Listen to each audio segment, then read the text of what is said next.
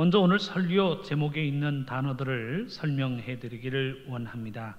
제목이 담고 있는 내용만 기억하여도 증거되어지는 말씀의 핵심이 무엇인가라고 하는 것을 알기 때문에 오늘 제목으로 잡은 기도로 호응하라라고 하는 그 제목의 의미와 함께 호응이라라고 하는 단어의 의미도 마음속에 새기는 시간들이 될 수 있기를 바랍니다. 먼저 우리는 후원이라고 하는 말을 잘 알고 있습니다. 그래서 어떤 일을 기도로 후원한다라고 하는 후원이라고 하는 개념을 우리는 가지고 있습니다.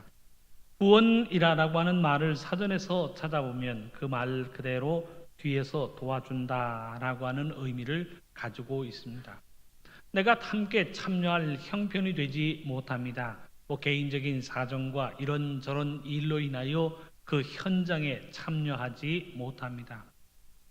그러면 나는 뒤에서 돕겠다, 뒤에서 기도로 돕겠다라고 하는 의미의 후원이라고 하는 말을 사용하게 됩니다. 기도의 후원만이 아니죠. 재정적으로 후원하는 사람도 있습니다. 기도로 후원하는 사람도 있습니다. 이처럼 후원이라고 하는 말은 내가 함께 동참하지 못하지만 내가 뒤에서 기도로 돕겠다, 재정으로 돕겠다, 물질로 돕겠다, 다른 것으로 돕겠다라고 하는 뒤에서 돕는다라고 하는 의미의 후원이라고 하는 말을 우리는 알고 있습니다. 반면에 응원이라고 하는 말도 있습니다. 응원이라고 하는 말은 앞에서 이야기하고 있는 후원이라고 하는 말보다는 좀 더 적극적인 의미를 가지고 있습니다. 함께 그 현장에 참여해서 내가 돕고 사기를 북돋아 준다라고 하는 의미를 담고 있습니다. 물론 후원이라고 하는 개념을 응원이라고 하는 말과 함께 사용하기도 합니다. 이번 리우에서 올림픽 경기가 열렸을 때에 우리가 꼭 현장에 가야만 선수들을 응원할 수 있는 것은 아니지요. 중계를 보면서 얼마든지 응원한다라고 하는 개념으로 이야기할 수 있습니다. 경기를 보면서 최선을 다하는 선수를 보면서 후원합니다. 그들을 응원합니다. 하지만 응원이라고 하는 개념은 정확하게 최소한 실시간 중계를 보면서 동참하는 것을 응원이라고 이야기할 수 있습니다. 그런 의미에서 후원보다는 좀 더 적극적인 개념을 갖는다고 이야기할 수 있습니다. 사전에서는 응원이라는 말을 이렇게 정의합니다. 운동 경기 따위에서 선수들이 힘을 낼 수 있도록 도와주는 일, 곁에서 성원함. 성원이라고 하는 것은 소리쳐서 응원한단 말이에요. 우리 선수 이겨라, 파이팅 잘해라, 막 소리를 지르면서 응원하는 것을 이야기하고 있습니다. 그 다음에 우리가 본문 제목을 통해서 생각해야 할 호응이라고 하는 단어의 의미입니다. 사전적인 의미를 먼저 생각해 본다면 후원보다는 좀 더 강하고 응원보다는 호응이 더 강한 의미를 가지고 있습니다. 호응이라고 하는 단어를 사전에서 정의를 찾아보면 이렇게 이야기하고 있습니다. 부름에 응답한다라고 하는 뜻으로 부름이나 호소 따위에 대답하거나 응함이라고 정의하고 있습니다. 또 중요한 다른 정의가 있는데 기맥이 서로 동한다. 저 사람의 형편과 나의 형편, 저 사람의 사정과 나의 사정이 서로 통한다라고 하는 의미를 가지고 있는 단어가 오늘 제목으로 사용하고 있는 호응이라고 하는 단어입니다. 사실 여기에서는 뛰는 사람과 응원하는 사람의 구분이 없습니다. 모두가 한 사실, 한 순간에 동참하고 있는 어우러짐의 의미를 간직하고 있습니다. 누군가는 부르고요, 누군가는 여기에 응하면서 한 모습을 이루고 있습니다. 누군가는 밀고 누군가는 당기면서 서로 연결되어 있는 상태가 호응이라고 하는 말의 의미입니다. 만일 저 사람이 밀면 나도 밀리는 거예요. 저 사람이 이기면 나도 이기는 것이고 저 사람이 지면 나도 지는 것이라 라고 하는 한 운명 공동체의 의미를 가지고 있는 단어가 호응이라 라고 하는 단어입니다. 그런데 신앙생활에서는 이런 호응이 일어나야 하는 것입니다. 강단에서 일어나서 빛을 발하라 라고 하는 말씀이 선포되어지면 그저 한 귀로 듣고 한 귀로 흘려버려서는 안 된다는 사실. 일어나 빛을 발하라 라고 하는 말씀이 선포되어질 때 우리의 생각이 바뀌고 일어나야 합니다. 우리의 삶이 바뀌어 빛을 발하는 반응이 일어나야 합니다. 곧 이러한 반응이 호응이요. 이 호응이 우리가 지향해야 할 신앙생활의 모습이라는 사실을 말씀은 가르치고 있습니다.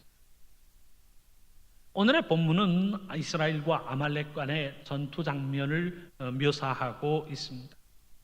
출애굽한 이스라엘 백성들이 가장 먼저 출애굽한 이후에 치르고 있는 전쟁이 오늘 본문에 등장하고 있는 아말렉과의 전쟁입니다.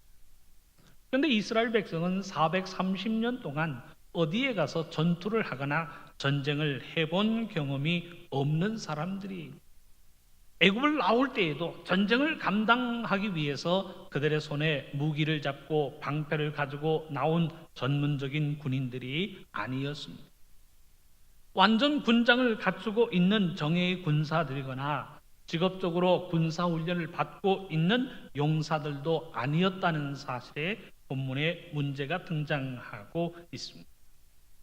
평범한 시민들, 아니 애굽의 노예로 살다가 출애굽하여 가나안 땅을 향하고 있는 사람들이 오늘 본문에서 아말렉을 상대해야만 하였던 것입니다. 출애굽기 17장의 분위기대로 한다면 이스라엘은 전쟁을 감당할 준비도 되어 있지 않았지만 전쟁을 감당할 수 있는 장비나 도구도 갖추지 못하고 있는 상태였습니다.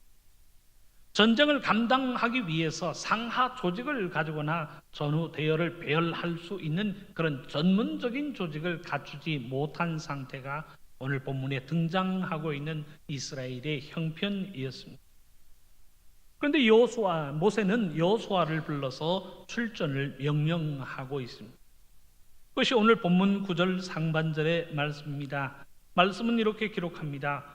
모세가 여호수아에게 이르되 우리를 위하여 사람들을 택하여 나가서 아말렉과 싸우라. 말씀은 기록하고 있습니다.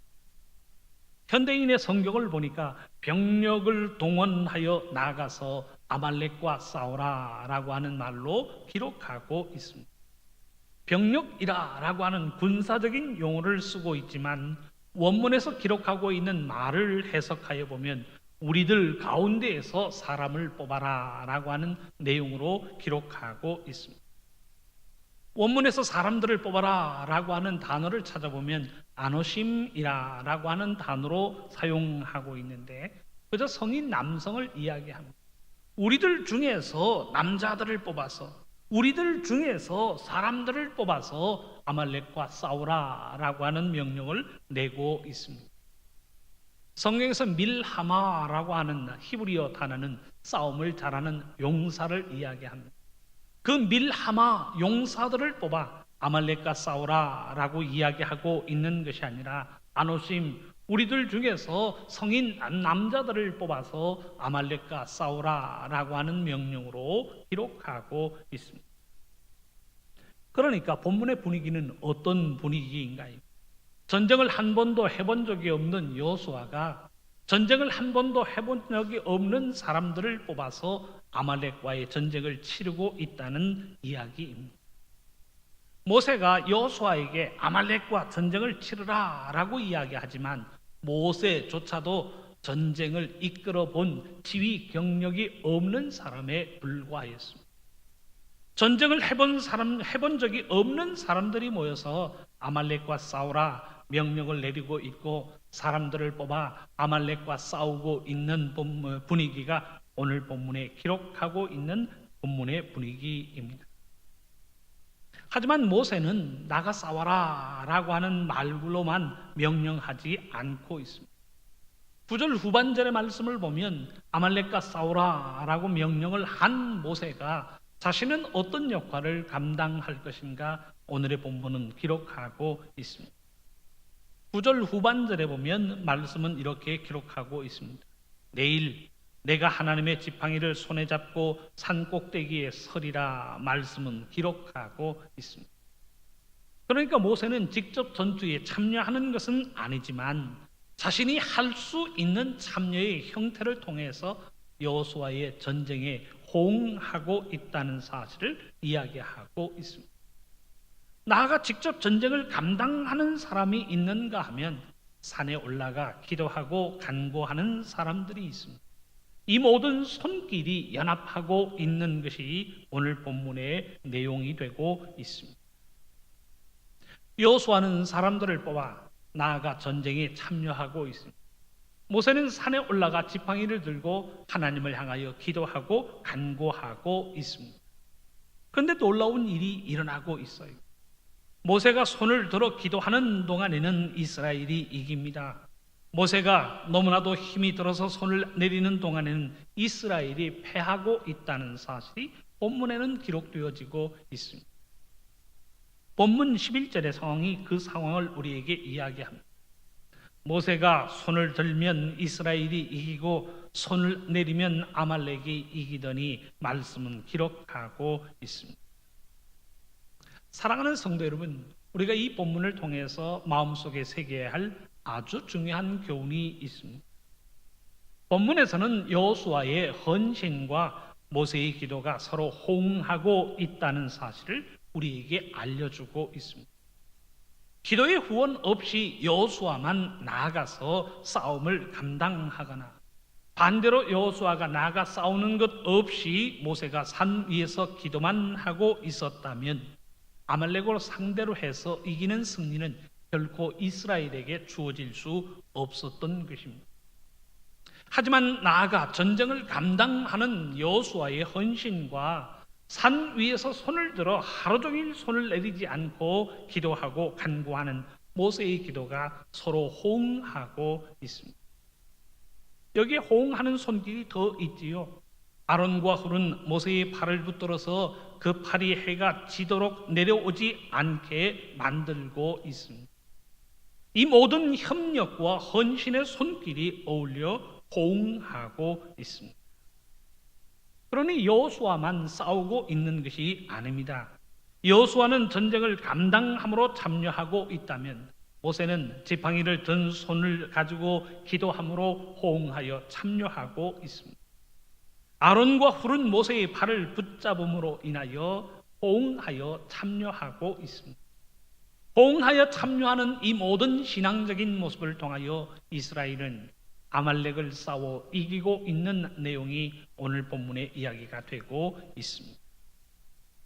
그야말로 서로 상합하고 협력된 이 호응의 모습을 통하여 이스라엘은 아말렉과의 전투에서 승리하고 있습니다.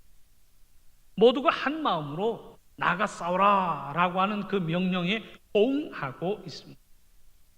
우리는 같은 일을 해야만 호응 혹은 참여라고 하는 의미로 생각하고 있습니다. 하지만 같은 일을 해야만 호응의 역사가 일어나는 것은 아닙니다.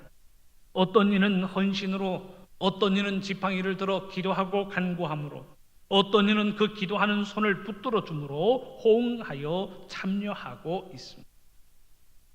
우리의 믿음에 있어서 호응이라고 하는 단어의 개념이 중요한 이유가 무엇인가요? 이처럼 한 마음이 되어 하나님의 한 사명을 이루기 위하여 동참한다라고 하는 차원에서 호응이라는 단어가 우리에게 주는 교훈은 크다고 이야기할 수 있습니다. 서로 상합하고 호응하는 믿음의 모습을 통하여 이스라엘은 아말렉을 이기고 있습니다. 본문 13절의 말씀은 우리에게 이렇게 교훈합니다. 여호수아가 칼날로 아말렉과 그 백성을 쳐서 무찌르니라. 현대인의 성경으로 보니 말씀은 이렇게 번역하고 있습니다. 이렇게 하여 여호수아는 아말렉군을 쳐서 완전히 무찔렀다. 앞에서 이야기하는 이렇게 하였다라고 하는 것은 여호수아 그 한 사람, 여호수아와 그의 군대의 전쟁의 헌신만을 이야기하지 않고 있습니다. 여호수아는 나가 싸웠고 모세는 기도하고 간구하였고 아론과 훌은 기도하고 간구하는 모세의 팔을 붙들었다라고 하는 호응의 모든 모습을 통하여 이스라엘이 아말렉군을 무찔렀다는 사실을 이야기하고 있습니다. 사랑하는 성도 여러분, 우리가 믿음으로 산다라고 하는 것은 우리를 부르시는 하나님의 소응에 호응함으로 나아가는 것인 줄로 믿습니다. 나를 원하시는 그 자리에서 나에게 원하시는 그 일을 감당하여 헌신하는 것입니다. 그 호응과 협력의 역사가 우리가 감당해야 할 믿음의 사명이라는 사실을 본문은 우리에게 일깨워주고 있습니다. 사랑하는 성도 여러분, 하나님의 말씀을 묵상하는 과정에서 또한 한국교회를 생각하며 안타까움을 느낄 수밖에 없는 장면 하나가 있습니다. 곧 예수님께서 겟세마네 동산 안에서 엎드려 기도하고 간구하실 때의 장면입니다. 말씀에서 찾아보면 마태복음 26장, 마가복음 14장, 누가복음 22장에 공이 기록되어져 있습니다. 마태복음 중심으로 해서 말씀을 드릴 텐데 그 내용을 생각해 보면 다음과 같습니다. 예수님께서 십자가의 사역을 감당하시기 전 겟세마네 동산에 올라가 기도하고 간구하고 계십니다. 예수님 홀로 기도하고 간구하실 때에 다른 제자들은 예수님의 기도에 호응하지 못하고 있습니다. 분명히 예수님께서 나와 함께 깨어 있으라 당부하시면서 함께 기도하고 함께 간구할 것을 요청하고 계십니다. 그런데 제자들은 예수님의 그 간곡한 당부에 호응하지 못하고 있습니다. 자신들의 피곤함을 이기지 못하여 그들이 잠들었다라고 하는 사실을 성경은 기록하고 있습니다. 마태복음 26장 38절의 말씀을 보면 예수님께서 기도하러 가시면서 제자들에게 당부하시는 말씀이 나옵니다. 12명의 제자 모두에게 예수님께서 당부하신 것이 아니 예수님께서 늘 함께 데리고 다니셨던 사람들 중에 베드로와 야고보와 요한은 별도로 부르셔서 새로운 신앙의 체험을 할 수 있도록 예수님께서 허락하셨습니다. 그런데 예수님께서 그 세 제자에게 당부하신 말씀이 마태복음 26장 36절의 말씀입니다. 다른 제자들에게는 너희는 여기 앉아 있으라 말씀하셨지만 베드로와 야고보와 요한에게는 마태복음 26장 38절을 통하여 이렇게 당부하고 계십니다. 내 마음이 매우 고민하여 죽게 되었으니 너희는 여기 머물러 나와 함께 깨어 있으라. 예수님 그렇게 당부하고 계십니다. 나와 함께 깨어 있으라 라고 하는 것은 나와 함께 기도하자 라고 하는 것을 요청하고 계십니다. 내가 심히 고민이 되어서 죽을 지경이다. 이 마음을 나눌 사람이 없으니 너희들은 깨어 나와 함께 기도하자 라고 하는 말로 예수님 요청하고 계십니다. 그런데 제자들이 호응하였나요? 제자들이 호응하지 못하였습니다. 예수님의 간곡한 당부와 예수님의 간곡한 부탁이 있음에도 불구하고 제자들이 잠들고 있다는 사실을 말씀은 기록하고 있습니다. 예수님이 기도하시다가 와서 제자들의 삶을 보니까요, 잠들어 있는 거예요. 이 모습을 본 예수님이 그들에게 이런 말씀을 남기십니다. 마태복음 26장 40절 하반절에서 41절의 말씀입니다. 너희가 나와 함께 한 시간도 이렇게 깨어 있을 수 없더냐? 시험에 들지 않게 기도하라. 마음에는 원이로되 육신이 약하도다. 그들을 깨우시면서 나와 함께 깨어 있으라 다시 한번 당부하고 계십니다. 예수님이 야단치시면서 나와 함께 깨어 있으라 라고 하는 간곡한 당부의 말씀을 남기고 계십니다. 그런데 제자들이 깨어 있었나요? 예수님 두 번씩 간곡한 당부를 하고 계심에도 불구하고 제자들은 또 잠에 들고 말았습니다. 예수님께서 자신의 심경을 토로하시면서 나와 함께 깨어 있으라, 깨어 기도하고 간구할 것을 당부하시는데 제자들은요 전혀 호응하지 못하고 있습니다. 예수님이 말씀하실 때 호응하지 못한 자신들의 모습에 민망함을 느낍니다. 부끄러움을 느낍니다. 우리가 이래서는 안 되는데 라고 하는 마음의 반성도 느낍니다. 그러나 육신의 연약함으로 인하여 호응하지 못하였다는 사실을 말씀은 기록하고 있습니다. 사랑하는 성도 여러분, 저는 이 본문의 말씀을 생각할 때에 이 모습이 우리 한국 교회의 모습이 아닌가라고 하는 생각을 마음속에 가져보게 됩니다. 세상을 사랑하사 십자가를 감당하시는 그 사랑에 우리가 호응하지 못하고 살아가는 것은 아닌가, 믿음의 질문을 마음속에 가져보게 됩니다.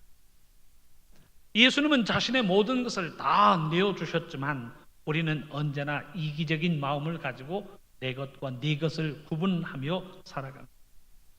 예수님은 온 인류의 죄를 대속하사 영혼 구원의 사역을 감당하시는데 우리는 먹고 사는 일에 급급하여 하루하루를 살아가고 있습니다. 예수님은 십자가 위에서 자신의 모든 생명을 내어주사 죽임을 당하고 계시는데 우리는 우리의 몸이 건강하면 우리의 삶에 아무런 문제가 없다라고 생각하며 살아가고 있습니다. 그러니 세상적인 생각과 세상적인 관심 속에서 예수님의 명령과 예수님의 교훈에 호응하지 못하는 삶의 모습을 살아가고 있습니다. 하나님의 명령이요 예수 그리스도의 말씀인 줄 알면서도 호응하지 못하는, 헌신하지 못하는, 동참하지 못하는 삶의 모습이 우리들의 모습이라고 고백하여 봅니다. 우리 본교단 총회가 101회기 총회를 준비하면서 새로 내건 주제가 있습니다. 그 주제가 다시 거룩한 교회로 라고 하는 주제를 걸었습니다. 이런 주제가 나온 배경이 있다면 이제 한국 교회가 오히려 사회의 근심거리가 되어가고 있다라고 하는 자성과 함께 한국 교회가 새로워지지 않으면 안 된다라고 하는 그 각성과 깨달음 속에서 다시 거룩한 교회, 초대교회의 신앙으로 돌아가자라고 하는 모습 속에서 다시 거룩한 교회로라고 하는 주제를 내걸었습니다. 요즘 한국 교회의 지도자들이 모이면 이야기하는 공통적인 주제가 있는데 한국 교회의 위기라고 하는 사실. 여러분들 아시나요? 한국 교회의, 특별히 개혁교회의 교인 수가 감소하고 있다라고 하는 통계가 등장하고 있습니다. 기록을 보면 2011년부터 그야말로 꾸준히 이 성도의 수가 감소하고 있는 것이 우리 한국 교회의 현실입니다.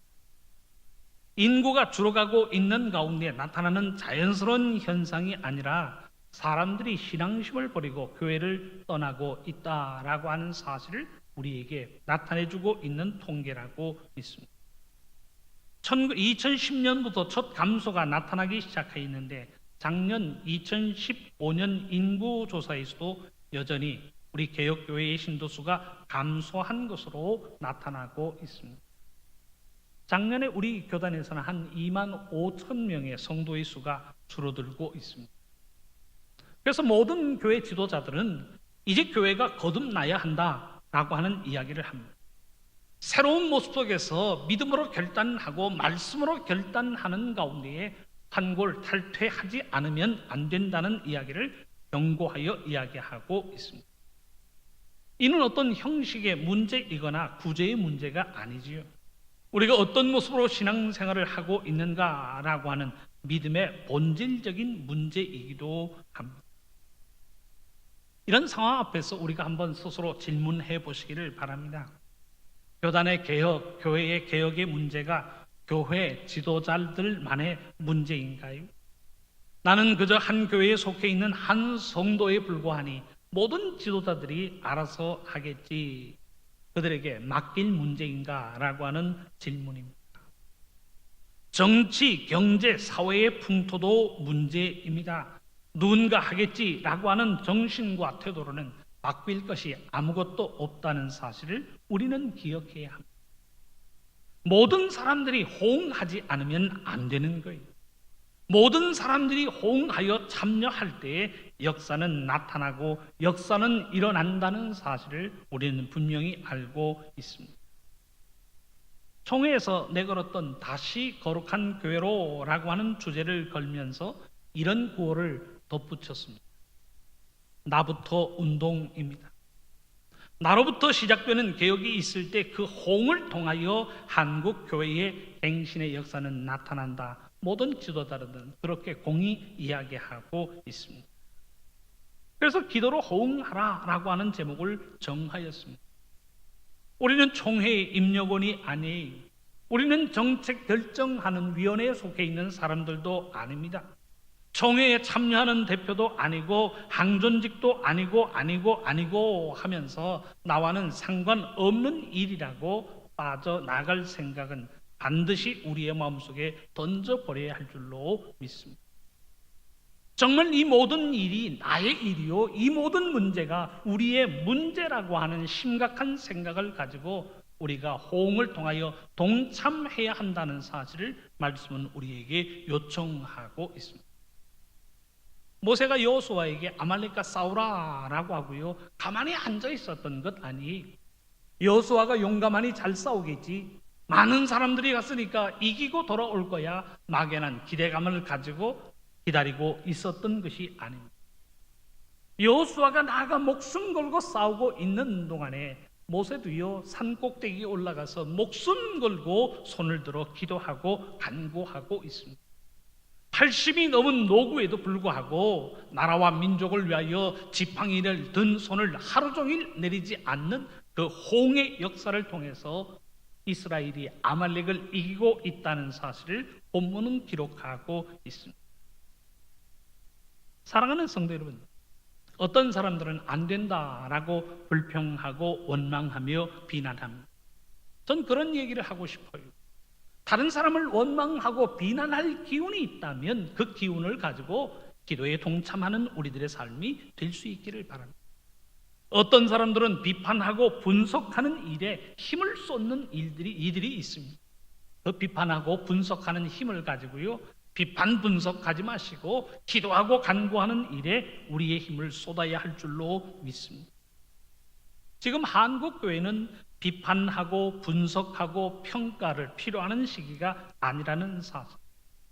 모든 사람들이 기도의 자리에 나와서 하나님과의 영적인 관계, 영성을 회복함으로 시작할 때 한국 교회의 개혁이 시작되어진다는 사실을 말씀은 가르치고 있습니다. 사랑하는 성도 여러분, 오늘 우리의 삶 속에 선포되어지는 하나님의 말씀에 호응하는 삶이 될 수 있기를 바랍니다.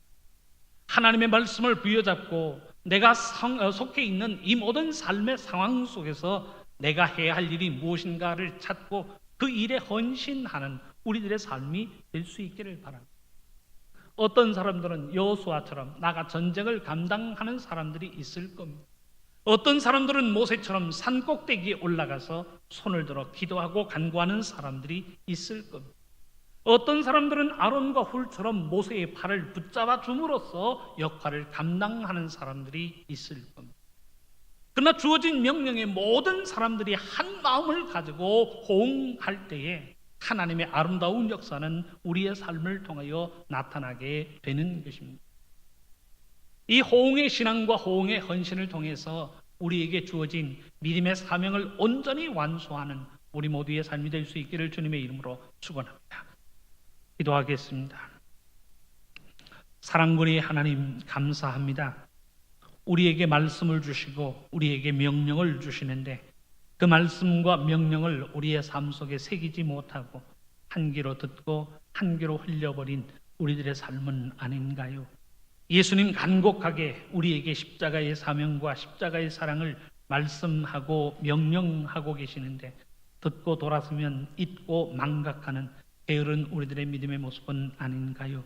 사랑과 은혜의 하나님, 이제는 말씀을 듣고 그 말씀에 호응하는 삶을 살아갈 수 있도록 인도하여 주옵시고, 말씀이 생각이 되고 말씀이 언어가 되고 말씀이 삶의 원리가 되는 가운데에 하나님의 원하시는 믿음의 사명을 완수하는 하나님의 종들 되게 하여 주옵소서. 우리 주님 예수님의 이름으로 기도합니다. 아멘.